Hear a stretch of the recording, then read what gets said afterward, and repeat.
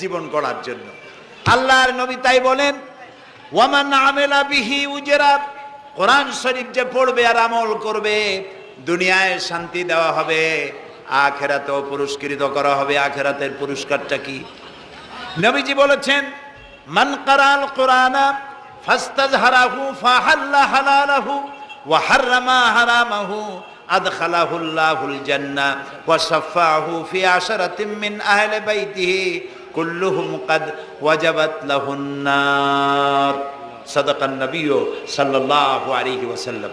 নবী করিম সাল্লাল্লাহু আলাইহি ওয়াসাল্লাম বলেছেন, যে ব্যক্তি কোরআন পড়লো, বুঝলো, আর কোরআনের হালালকে হালাল জেনে চললো, হারাম থেকে বিরত থাকলো, আর কোরআনের আইনকে প্রতিষ্ঠিত করার আন্দোলনে শরীক হলো, সুবহানাল্লাহ গণ, এরকম লোককে আল্লাহ তাআলা কিয়ামতের দিন জান্নাত দান করবেন। সুবহানাল্লাহ।